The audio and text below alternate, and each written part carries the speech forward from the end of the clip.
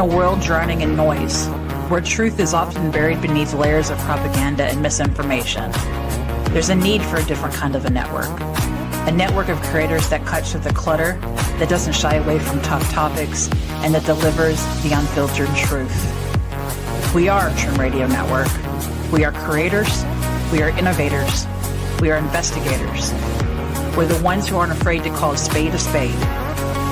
If you're ready to participate in thought-provoking discussions, informational topics, and of course today's biggest headlines, subscribe to our YouTube channel today. We're Trim Radio Network.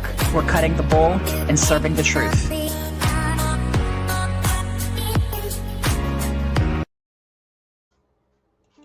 Welcome to Revelation, where prophecy meets science. Join host Peter Kling, the Einstein of biblical prophecy, as he uncovers ancient truths with modern insight. Prepare to see the world in a whole new light. And now your host, Peter Kling. Well, thank you very much for joining me for this fantastic episode of Revelation. You know, it's something that I have looked forward to for over 60 years. And we've had inklings of this, but I could actually say and pretty much back up what I'm saying with what's going on in the world events. We'll get into that later on in the show. But I can honestly say Babylon the Great has fallen. And we Babylon the Great and its relationship with ancient Babylon, and it goes all the way back to the Sumerians, the days of Nimrod or Gilgamesh.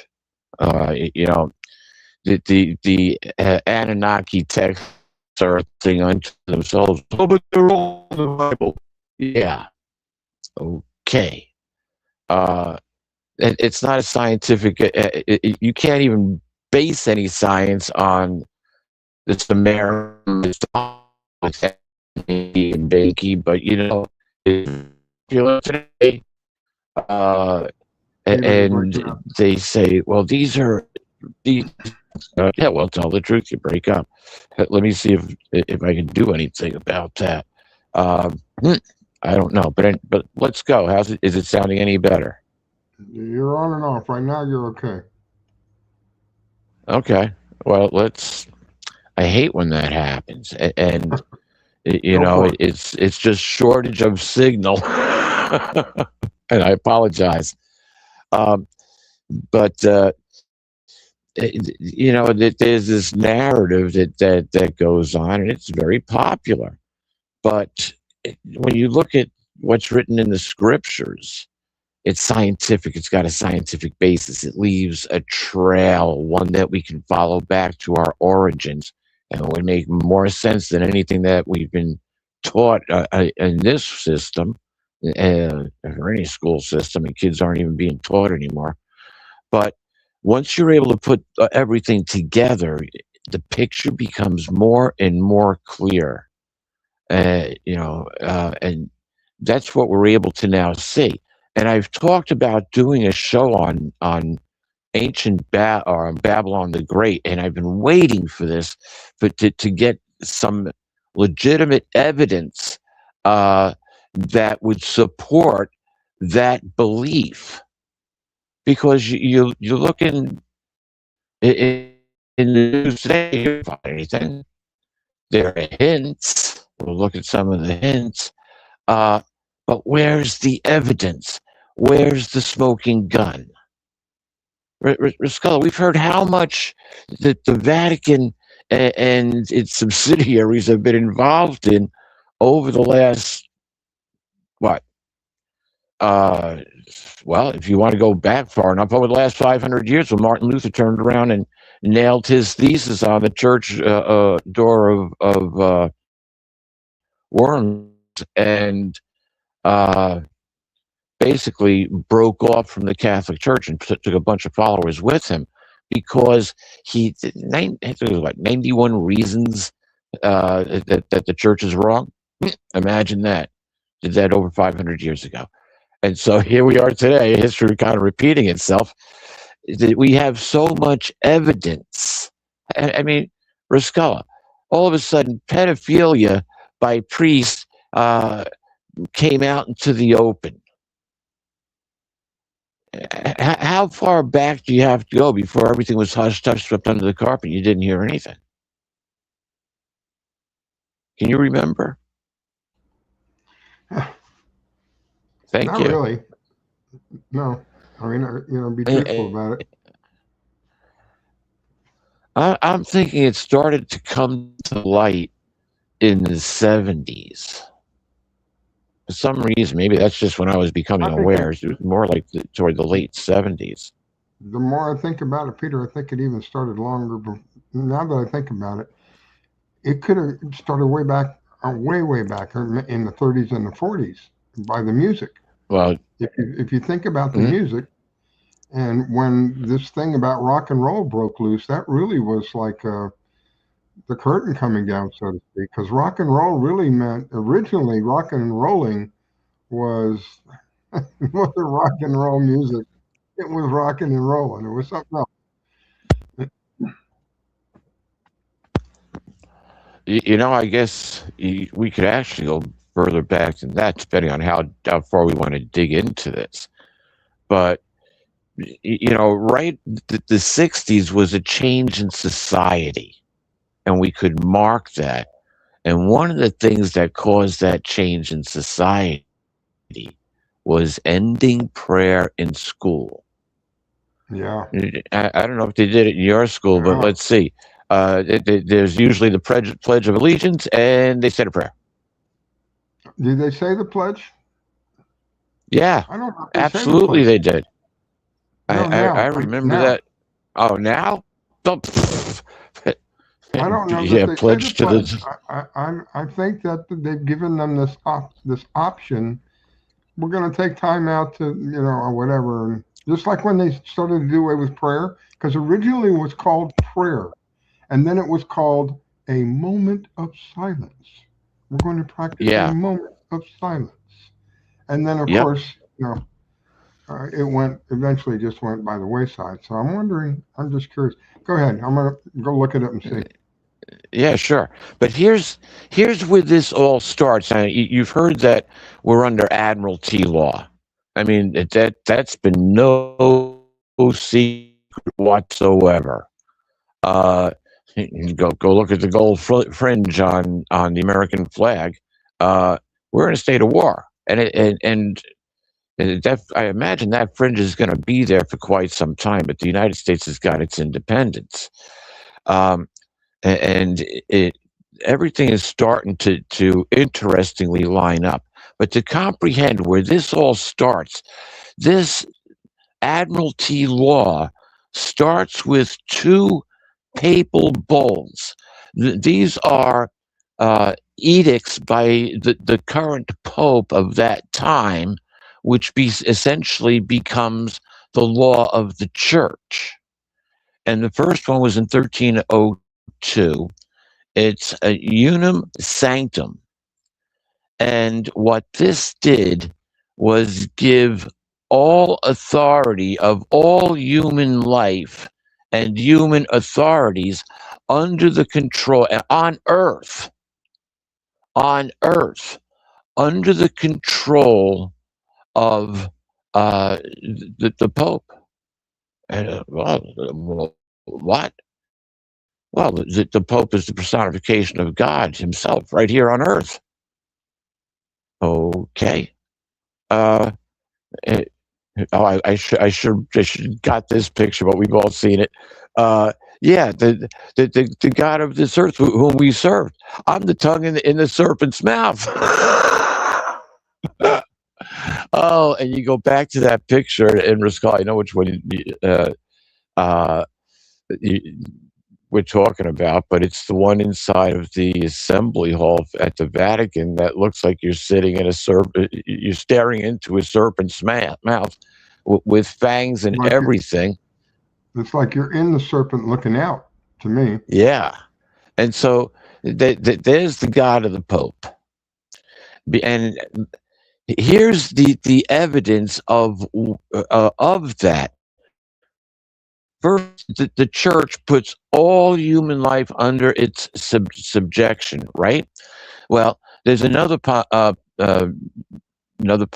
a papal bull, which is Romanus Pontifex, and this gives the right. It's the authorization and the beginning of slavery by the church. And it was first given to Portugal to expand the lands of Africa. And so that's where the slave trade started. They'd go in, they declare these people. This was the start of Admiralty law. And it also starts of the conquest by the sea. And we're going to be covering a little bit about of that so we can track this. But it starts off with the Portuguese, but then it flips over to the Spanish. And this is connected. This is the church's authorization to invade other lands, and it's the start of slavery. And so when Columbus found the New World, he had it. And let's put. Could you put up picture number 1, Riscala? You used to learn this in the history books, but back in grade school. That's where I actually first remember seeing a picture very, very, very similar to this one here, and this is Columbus claiming the land for God and country. And if you look to his right, Riscala, what do you say? What's take a close look. It's a right. Monk. Yeah, if you look at the picture, it's actually our left. What's there? The land being the land claiming. I mean, yes, a monk claiming the land for the church. So you had the Spaniard. Well, he's actually Italian, but he's further than that. But he was sponsored by Spain. And this starts the beginning of the Spanish conquistadors and the invasion of the Americas. Let's throw up picture number 2, because this happened every time another group came ashore and claimed the land. And what they didn't send ambassadors, as Columbus is kind of shown to be. They sent over the conquistadors, and they battled with the South American and Central American and Mexican tribes, the world powers of the Americas, and they decimated them. Cortez attacks the Aztecs, and that's what this picture is. And he takes over their whole land. And Spain is claimed. I'm sorry, Spain, does lay claim to Mexico. They speak Spanish there. They speak Spanish in almost every country in South America except for Brazil, and that's Portuguese. And so here's the classic, and this really starts a mass invasion into South America and the decimation of the Aztec Empire. This could be tied into Comet Ison, because Ison was supposed to be the snake god coming. This was December 12th. 2012, the end of the world. No, they forgot to carry your right, and it lined up with Comet Ison and it being destroyed coming around the sun. That would have been the sign for the Mayan snake god. adopted by many of the cultures down in South America. Comet Ison would have aligned with Venus, I believe December 16th, 2013, and it would have looked like a giant exclamation point, but instead it got destroyed behind the sun. Alrighty then, so we didn't see that sign. But yeah, that's an interesting time marker that one is, and that did happen. But it's interesting that it has its own fulfillment for future events. But you look at what's gone on there, and here's, as I said, Scully, if we can put up picture number 3. This is the infamous Pizarro, who went up against the king of the Incas. Don't ask me to pronounce his name.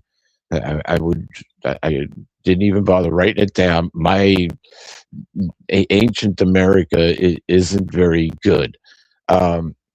But he captured the king, held him for ransom, got well over 6,000 kilograms. It's what, about 14,000 pounds of gold? And then he put the king to death anyway. And then it was on.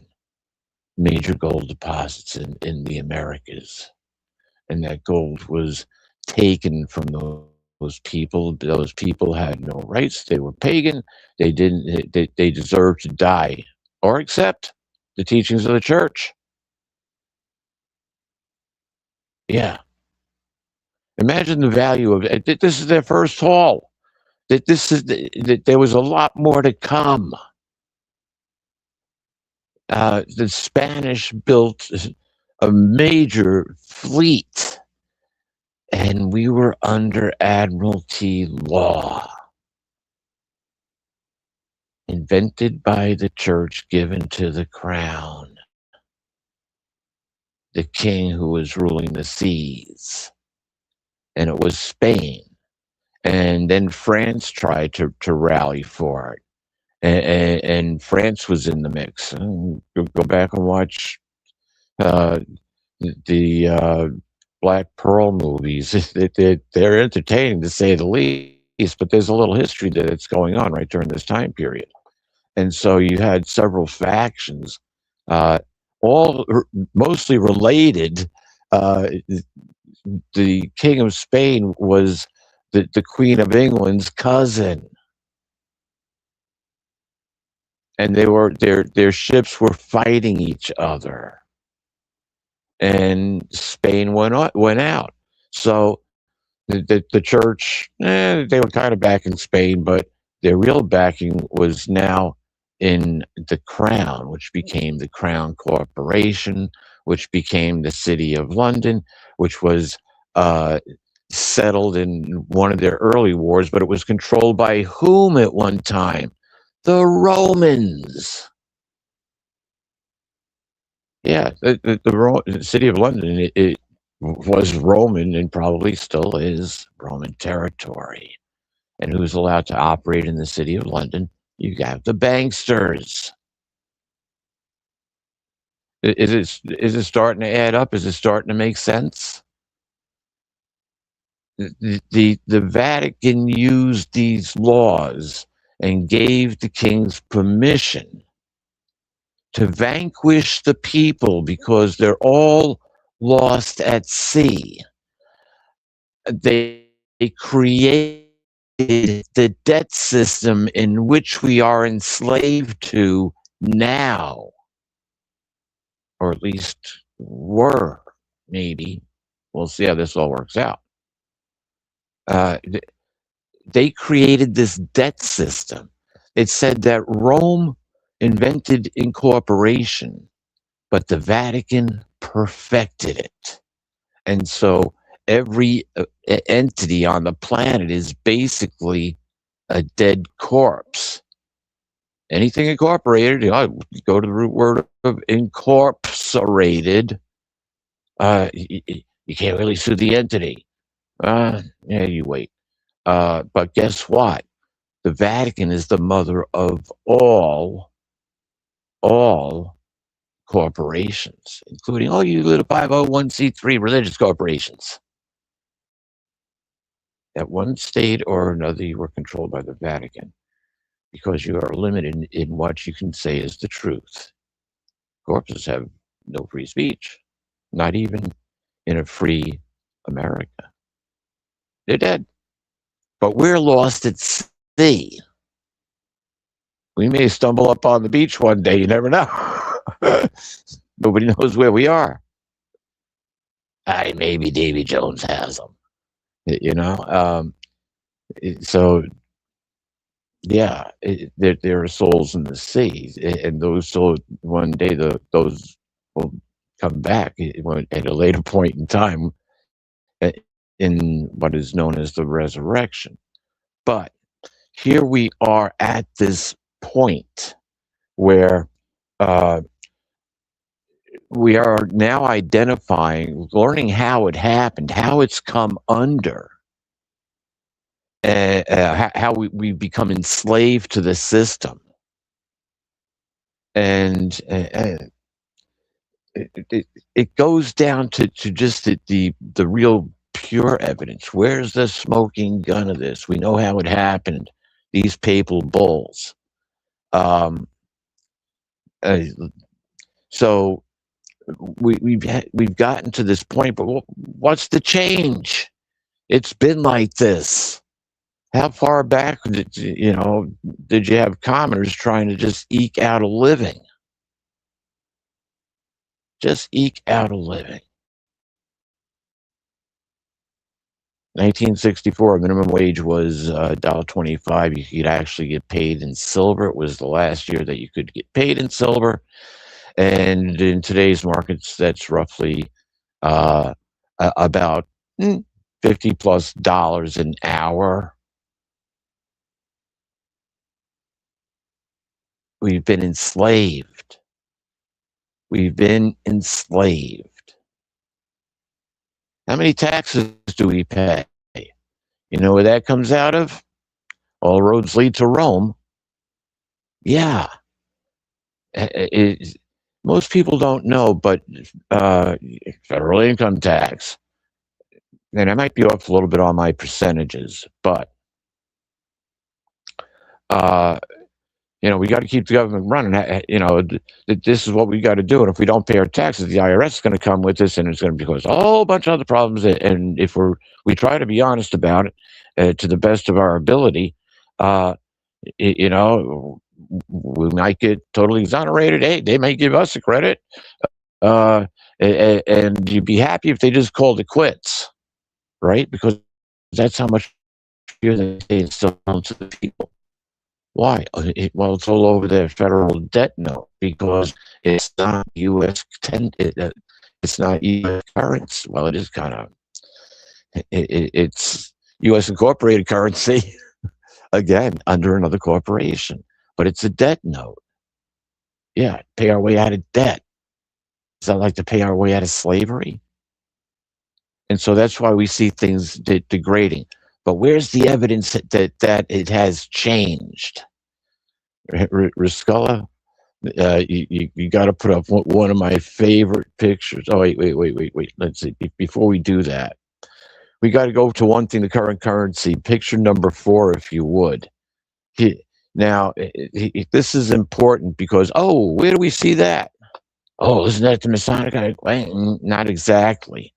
That's the all-seeing eye of providence.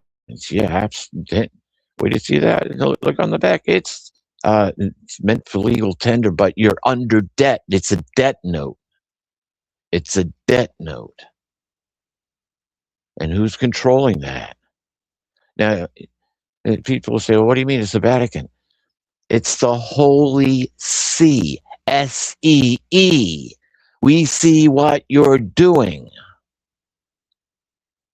Think about that. It's the Holy See. And there are different breakdowns of the corporations, which they also invented, but that are all laying under the direct control of the Pope. But when we pay those taxes,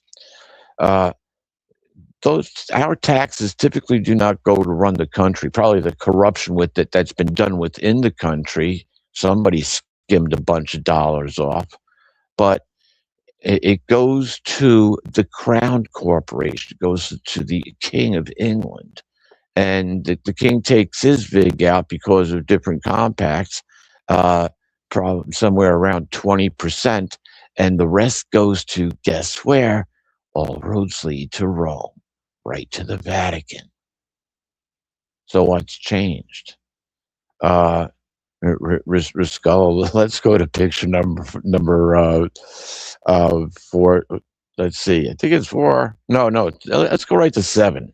What's changed? How come the Pope ain't smiling? And why does Trump have one hell of a huge grin on his face?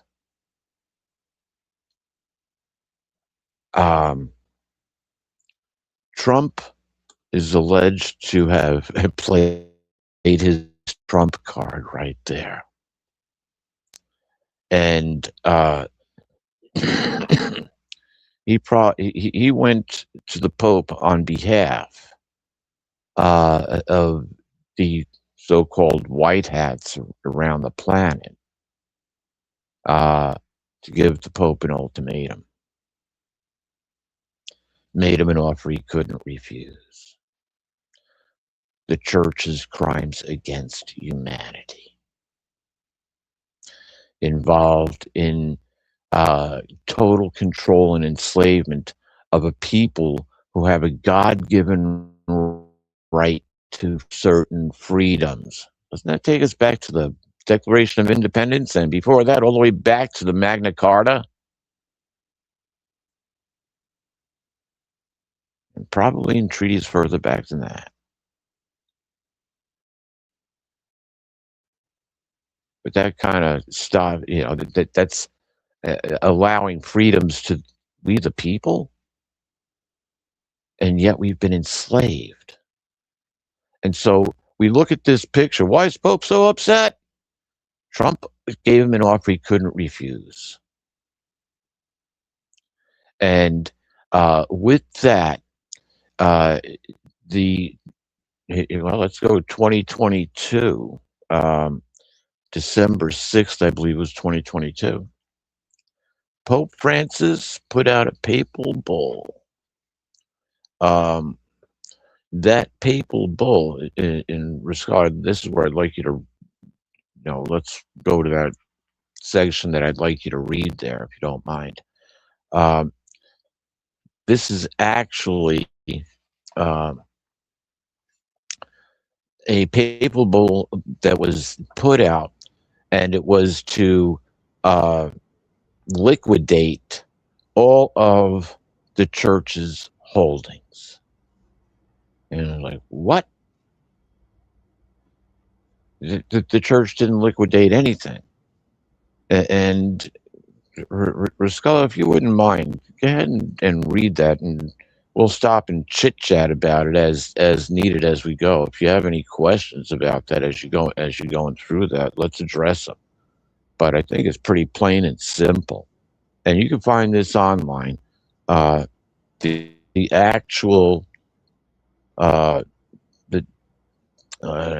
lost it within my notes here, but it's actually got a it'll say it right on there. Go ahead, read it, Riscolo. Yeah, this text. Turn my mic up a little. This text is right from right from the internet. It says the term papal liquidation decree primarily refers to the Pope Francis December 2022 motu proprio, I think I said that right, which legally established strict protocols for the dissolution and the asset liquidation of instrumental legal persons, Vatican-associated foundations, funds, and organizations operating under the Roman Curia.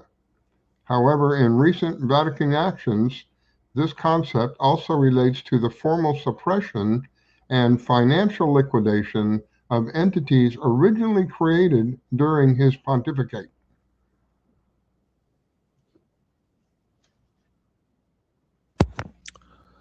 Okay.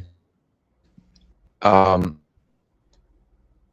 Pope wants to start to dissolve everything. If you can, let's go to the next slide.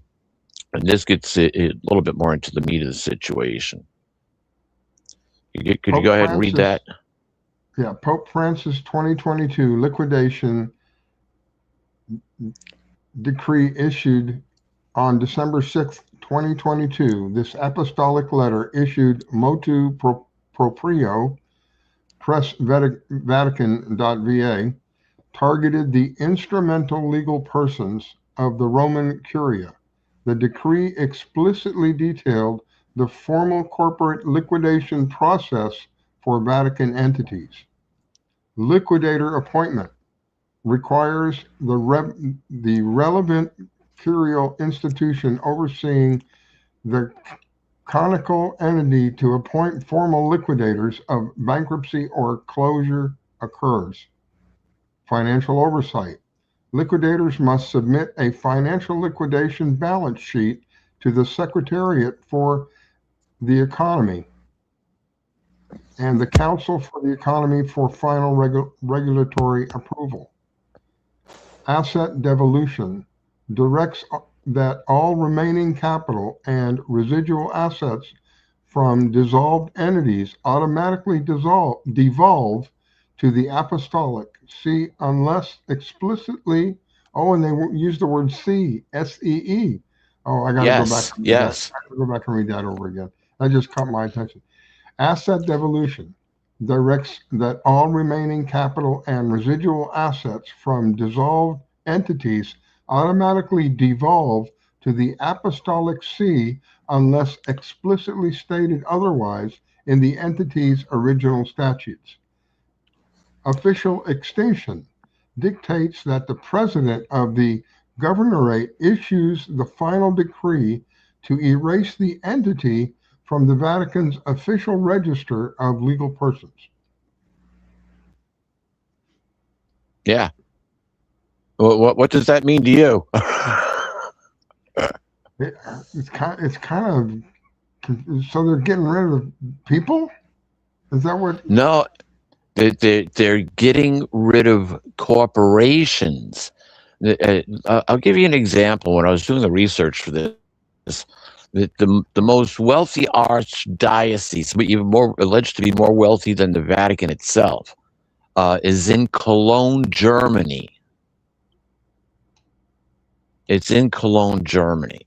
And their wealth came from smart place investments since their inception. Those investments, whatever they may be, now need to be liquidated. That's settled, and whatever's left over goes to the Vatican account, the Vatican bank. Now, why would they do that? Why would they do that? We have to jump back to what is it? Picture number 7. Why would they do that unless they were given an ultimatum? Yeah. You got your ultimatum.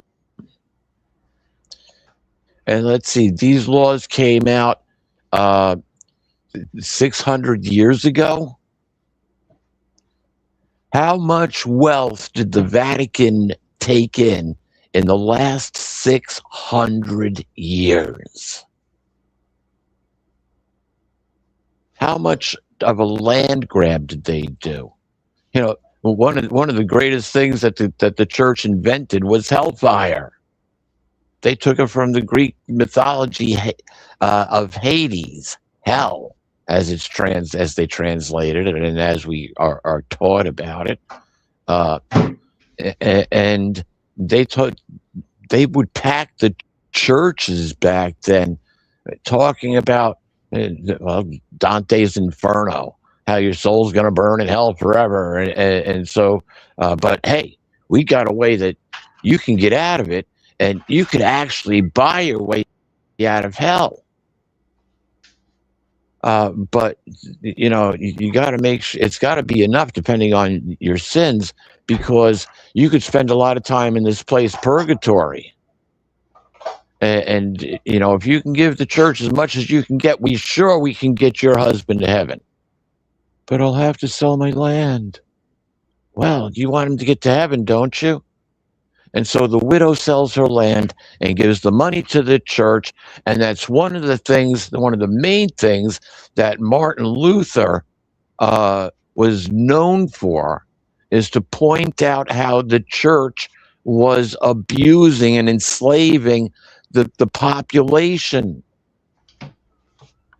while they cuddled up next to royalty. And then they cuddled up next to the military.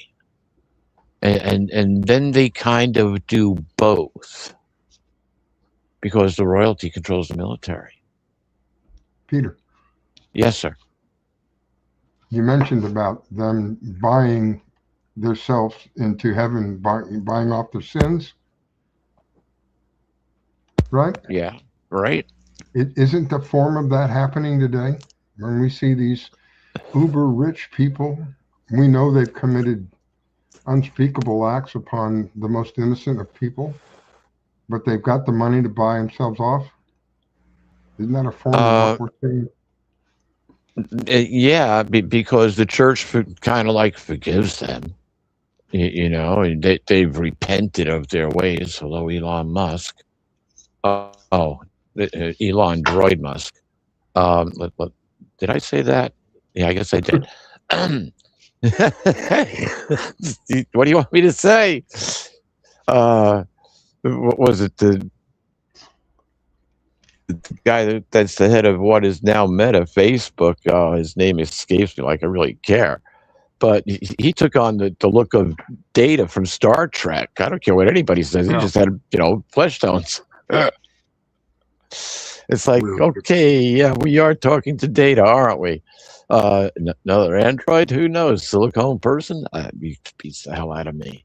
I don't know how far along their technology is advanced, but that's not what we're talking about tonight. But yeah, you've got these uber rich people, but they're kind of a production. We can do a show on this. They came out of DARPA. Good part of DARPA used to be Bell Labs. The AT&T, the remainder of the Bell system, is mostly owned by one family that nobody's ever heard of. Pezans, I believe it is. It's believed that there's another show here, but descendants of what would be Louis XVIII, allegedly that's another show. But yeah, Antoinette had a baby that was secretly transported to the New World. Colonies, hello Louisiana. And so that all became French territory for a reason. And that's how the story goes anyway. But you see, throughout all of this time, we have historical events where the Vatican has been pretty much controlling the nations through direct influence, and we even saw the Pope the end of it was September 29th of 2015, where he stood in America's holy places and then gave the United Nations their walking papers, which the United Nations, General Assembly of the United Nations, ended under the fourth and final of the tetrad blood moons and 4 eclipses of the sun during that time period. But yeah, tell me that wasn't all timed out. And so what did we just see here? Most people saw nothing. Didn't see anything. Pope came to America. Spoke at where? America's holy places, the Congress, the White House, and where it started all at Independence Hall before he went to the United Nations. And Obama and the Pope were having a great old time. And the people were being enslaved even deeper. Yeah. And so the Vatican fell. So I think we have one more paragraph to cover here. And everybody's wondering, why did we get an American Pope? That caught everybody off guard. So can you read that last section there? Subsequent executions of liquidation. Following the regulatory framework left by Pope Francis, the Vatican has actively utilized liquidation and suppression decrees to dissolve specific organizations. The Commission for Donations to the Holy See, established by Pope Francis in February of 2025, this commission was formally suppressed. The Vatican ordered APSA, Administration of the Patrimony of Apostolic See, to handle the absolute liquidation of its assets and transition the funds back to the General Accounting Office.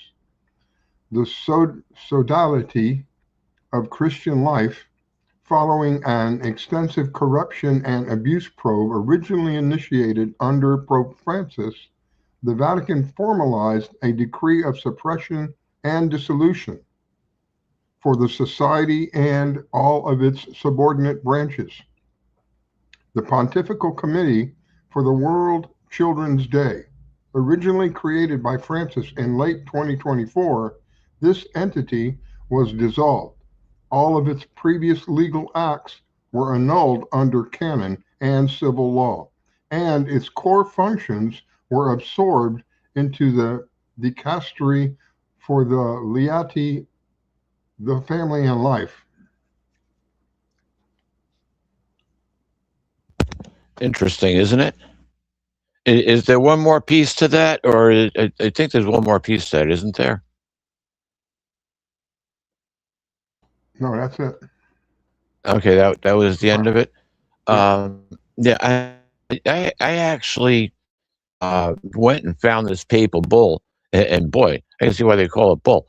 The first third of it is essentially religious legalese. And I'm like, what? Is this even English? No. It's a religious legalese. So they're following their own law. And then later on, it gets down into these sections of dissolution and what needs to be done. And now, there was one administrative here. This is what caught your attention to begin with. The administration of Paternomy of the Apostolic See.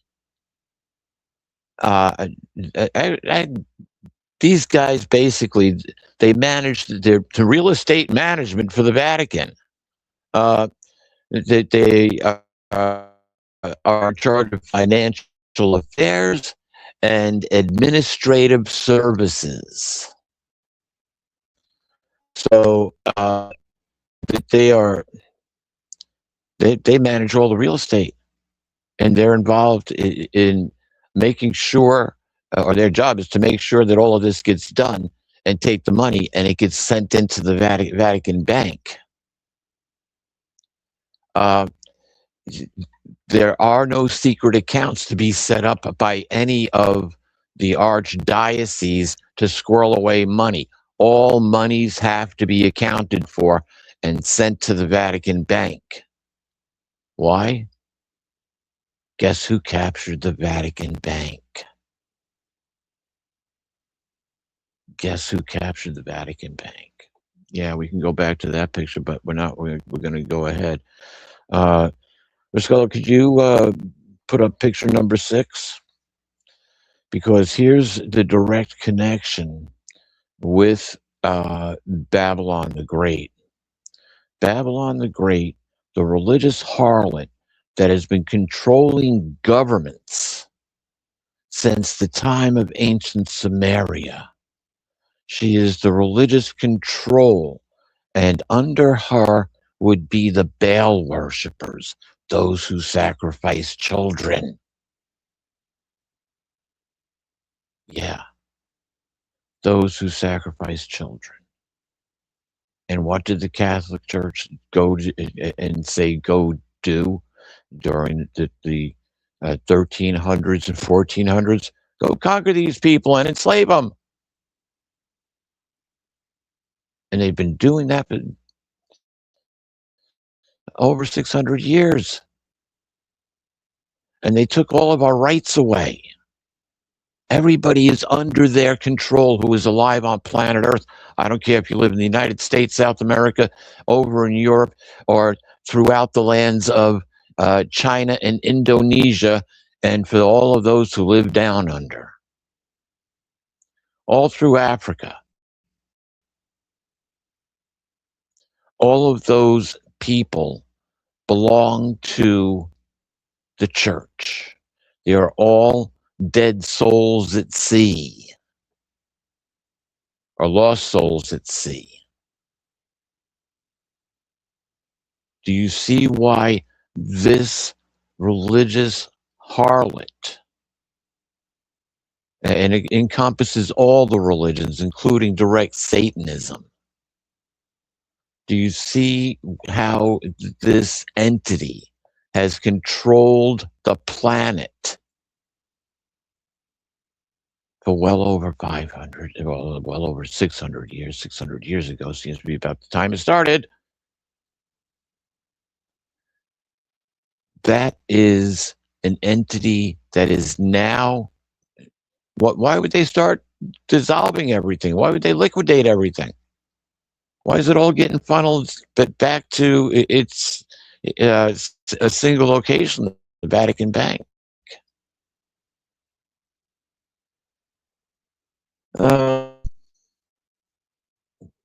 There is the basis for peace and security being accumulated by what we could call the eighth king, Trump and the White Hats, symbolized by 10 kings who do not yet have a kingdom. This money is alleged. How many times have you heard Trump said, "Oh, we'll seize their assets. We'll seize their assets." They'll be arrested and their assets will be seized. He passed some kind of legislation about if he finds somebody, or if they find somebody who's a trafficker, not only do they get in prison, but they lose everything that they have, all their assets. And who's the largest human trafficker on the planet? It's got to be either the Vatican or the United States, one of the two. I shouldn't laugh. That's not funny. I apologize. Okay, go back to the law of sea, the Admiralty law. First it was the Portuguese, then it was the Spanish, then it became the English. Who rules the seas now? The good old U.S. of A.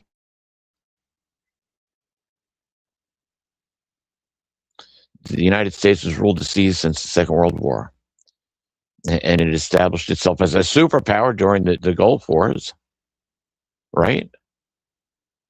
The proverbial lamb that speaks like a dragon. We do all this in the name of peace. Yep, we're in Iran right now for the sake of peace. Well, unfortunately, there may be truth to it this time, because the last thing that has to come down is the financial system.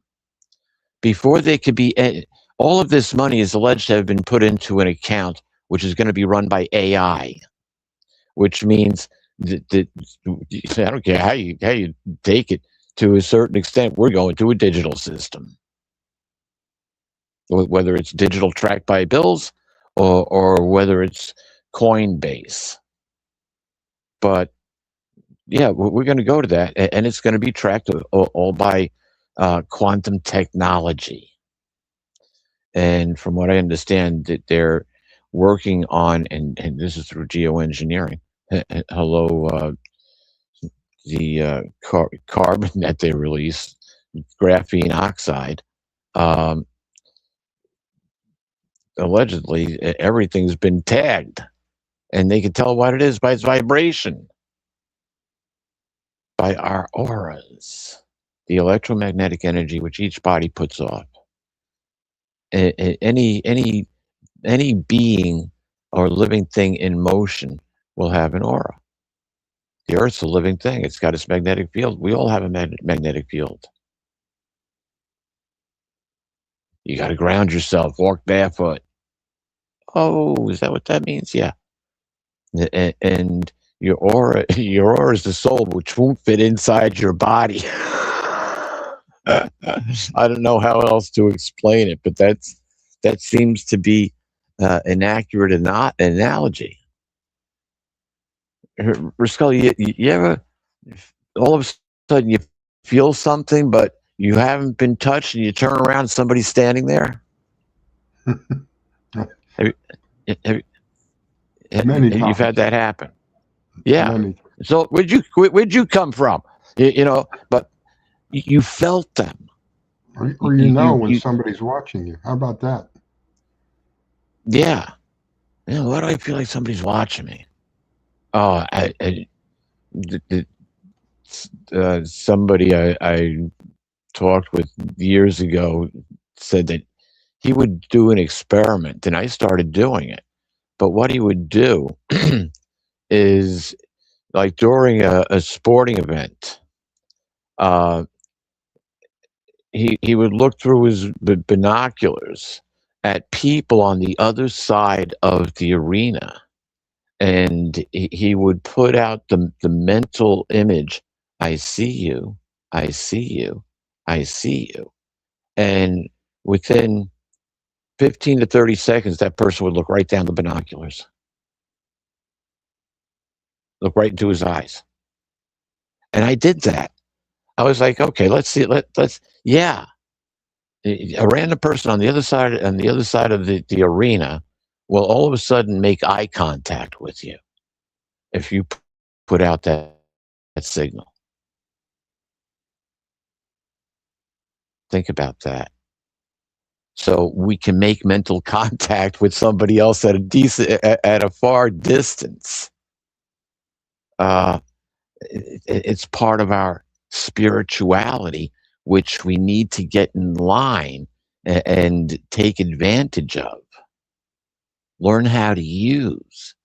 Connect it back into the generator of all of that, the very entity itself, which gave us a book of the past, the present, and the future.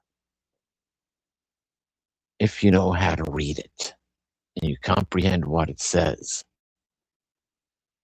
And don't think, I'm going to read the Bible and start in Genesis. Genesis is a great place to start. Stop when you get to the end of Genesis. And then go to, and you may even want to stop before that, but because you're going to get to the begots. Father of this, Father. There's a reason why all of those names were put in there, but boy, it makes for some real exciting reading, doesn't it? It'll be hard to get past that. But go to the Gospels, Matthew, Mark, Luke, John, and read the Christian Greek scriptures first.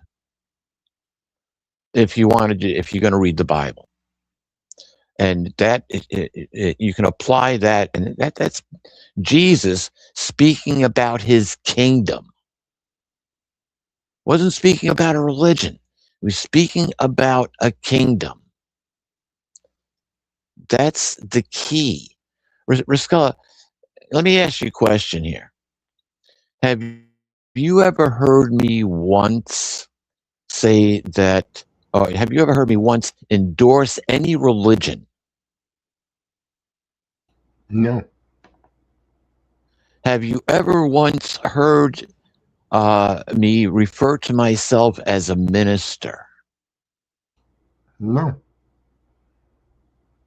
Have you ever heard me say, my kingdom's no part of this world yet?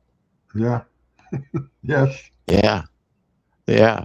Have you, now, this one might be a little bit more obscure. Have you ever heard me say that I am an ambassador of Christ? Yeah. I don't get involved in the politics. There you go. Yeah.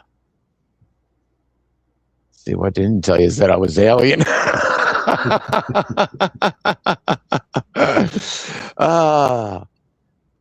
My kingdom is no part of this world yet. What would that indicate?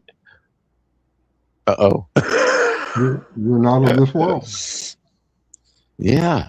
Well, my kingdom is not of this world. There is a difference. To the best of my knowledge, I was born on this planet. At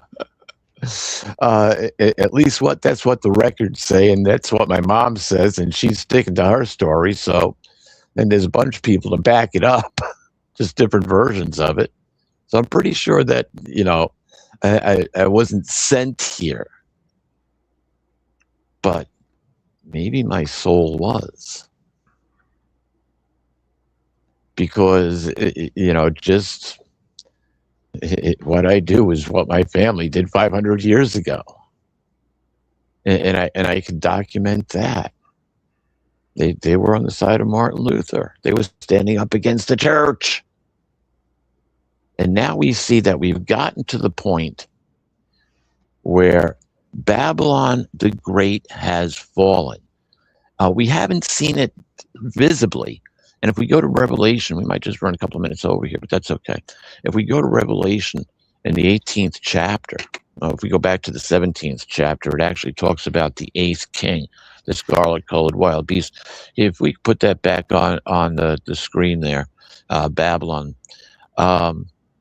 Revelation 17:16, it talks, it says, talks about the 8th king and the 10 horns that you saw and the wild beast. These will hate the harlot, and they will make her devastated and naked, and will eat up her fleshy parts, and they will completely burn her with fire. And you gotta love this one, Revelation 17:17. Ooh, is that cute? Yeah. For God put it into their hearts to carry out his thought, even to carry out their one thought by giving their kingdom to the wild beast until the words of God will have been accomplished. And so when we go into chapter 18, and this is what John gets to see next, he hears this angel, great glory, and he's crying out with a strong voice saying, she has fallen. Babylon the Great has fallen, and she has become a dwelling place of demons and a lurking place of every unclean exaltation and a lurking place of every unclean bird. It continues, for because the wine of her of anger of her fornication with all the nations have fallen victim, and the kings of the earth committed fornication with her, and the traveling merchants of the earth became rich due to her power and her shameless luxury. Yeah, the church sanctioned it through corporations. And I heard another voice out of heaven say, get out of her, my people, if you do not want to share with her in her sins, and if you do not want to receive part of her plagues. For her sins have amassed clear up to heaven, and God has called her acts in justice to mind. Render to her, even as she herself has rendered, and do twice as much, yes, twice the number of things she did in the cup to which she put a mixture, put twice the amount of mixture for her, to the extent that she glorifies herself and lived in shameless luxury, to the extent to give her torment and mourning. For in her heart she keeps saying, I sit as a queen, and I am no widow, and I shall never see mourning. That is why in one day her plagues will come, death, mourning, and famine, and she will be completely burned with fire, because Jehovah God, who judged her, is strong. The end of this time period in which we have found ourselves in for hundreds of years, controlled by a religious empire who just wrote on a piece of paper, I'm God's representative, you're all my slaves. Yeah. No. So her time has come. And if you notice in chapter 18, she falls, and God's people are told, get out of her. What are God's people doing in Babylon the Great? Maybe they're supporting the system.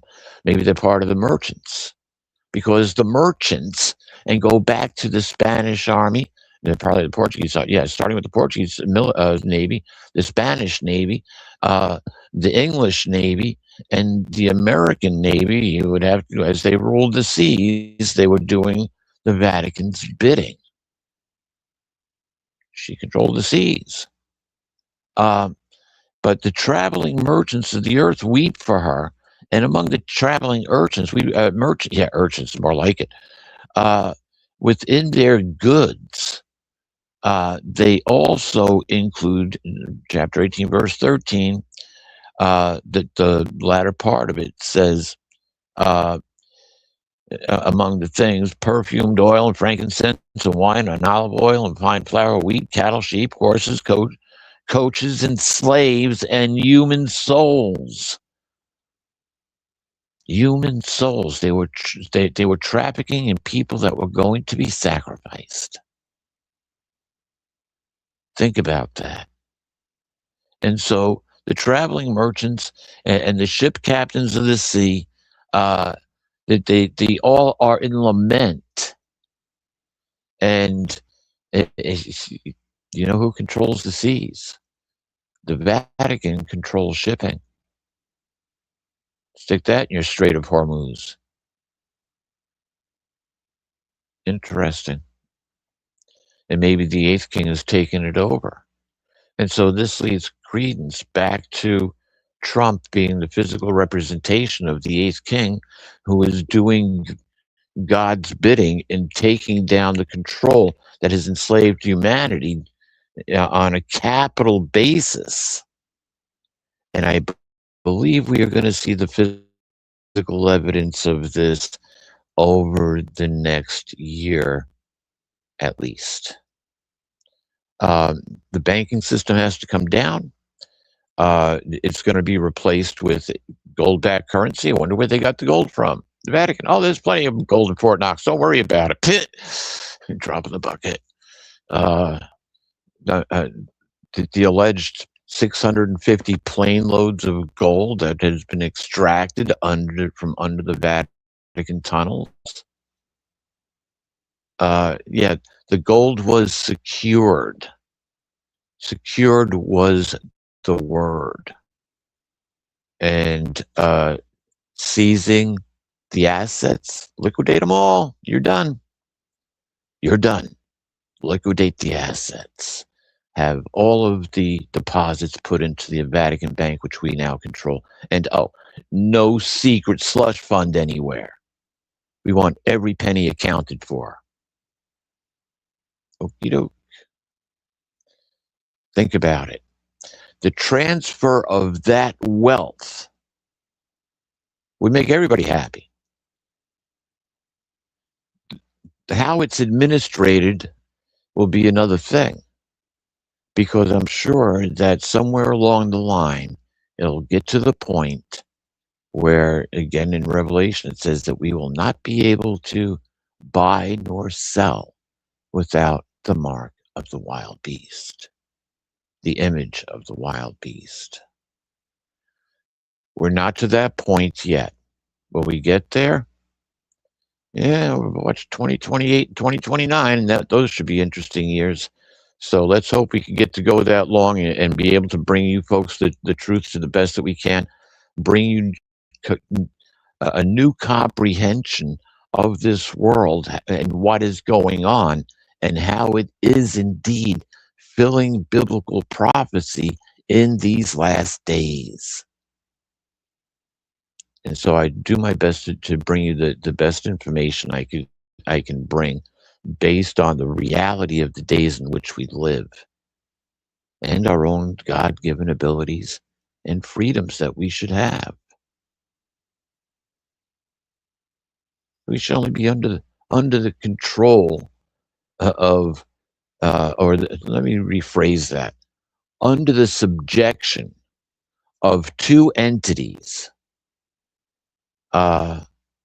Number one, our Father in heaven, Yahuwah, whose code is written within our DNA. And the second, his